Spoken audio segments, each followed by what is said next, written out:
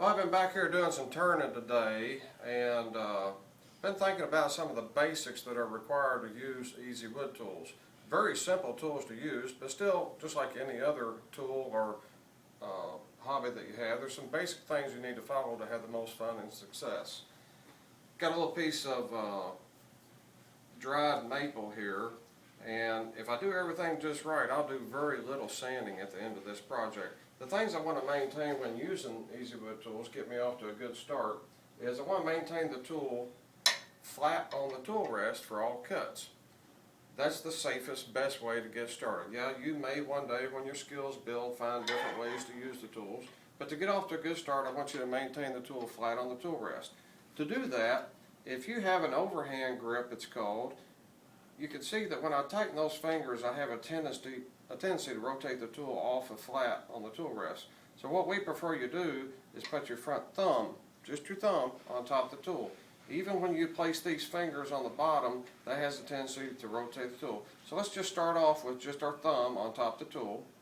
And the second thing that we need to maintain is we need to maintain the tool level. To do that, that's what this back hand does. It just holds the tool level. Again, if we over grip, you have a tendency to rotate the tool off of flat. And what happens is people will start out using the tools with the overhand grip. They'll engage the cutting edge and the tool gets wiggly on them. Well, just like I would do when a tool gets wiggly, I'm going to grip harder. And the harder I grip, the worse things get. So today my goal is to get you to loosen up a little bit and learn to trust the tools. Especially when we're reaching out over the tool rest, all these factors become all the more important as we extend the tool out over the tool rest. So let's make a few cuts here and talk about what all needs to be maintained as we make the cut.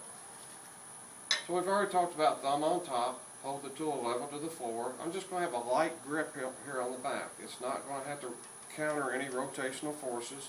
There's just a very, very slight leverage here, how the cutter is wider than the toolbar. So when I'm using the side of the cutter, I need to apply just a little bit more thumb pressure versus if I was using the nose of the cutter.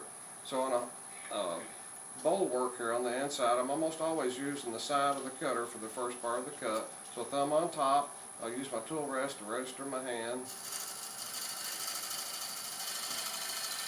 And that's going to be just as slick as can be. And to show you the amount of force required to do this, let's do just thumb, and I've got one finger underneath the tool here. This is not the way you're going to turn at home, but this is the way I want you to learn to trust these tools. I've got two fingers touching the tool. So at some point, as I get further out over that tool rest, one finger is not going to be enough to counter the downward force of the cutter. So I'm going to have to put my hand on top. I just want to show you, if I hold the tool flat, it will stay there. But if I don't have it flat, I don't have enough grip to counter the horsepower of this machine or any machine as far as that goes. So flat and level.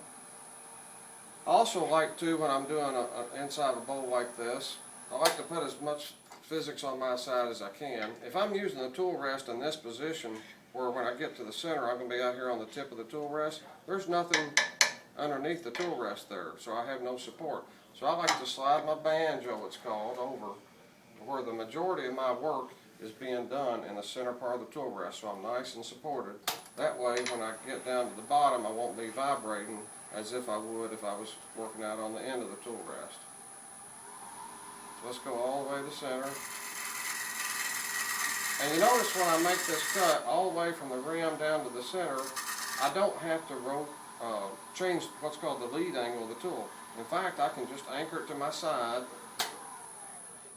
and for the entire cut, I can just keep this tool at the same angle to the lathe. If you like, you can do sweeping cuts. You don't have to, but that's a choice. So we did flat, level. We've got our tool rest in a good sturdy position here. We've anchored to our hip. We've learned to relax our handle grip so we don't rotate the tool. Before we got started here today, I set the tool rest height, the third thing. So we got flat, level. Third thing is I want to set the tool rest height or elevation to where the top of the cutter is right on center. And the way I did this is I took my chuck off, pop my drive center in there because I know that point is dead center to the lathe, and I adjusted the tool rest height up and down until I align this cutting edge right with the point of the drive spur. And then once I did that, what I like to do is I've got a little lock collar. You can cut a piece of wood.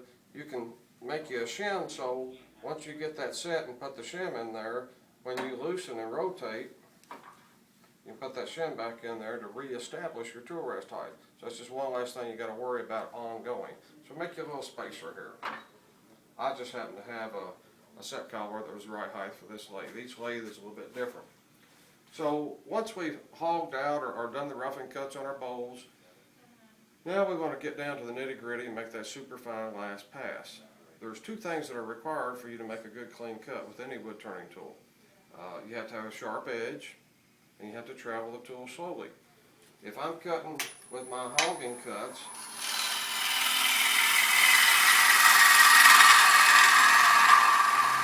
I may be traveling the tool that fast across the work surface.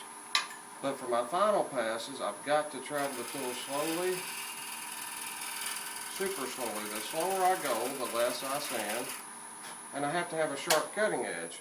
So what a lot of people do is they have one cutter for the tool that they do their hogging cuts, get the bulk of the material on the floor, and then they'll switch out cutters for the last cut. They have a spare cutter dedicated. So to change out a cutter, I want to blow out the hex socket. I happen to have a little keyboard cleaner. You can use the compressed air of an air compressor, but we're going to need some air pressure to blow that out. If I'm turning some green gummy wood, I may have this high-dollar pick here, a paper clip. I want to clean that hex socket out until I can see the bottom before I insert the wrench. I've got a little magnet up here on my lathe that I keep all my goodies on.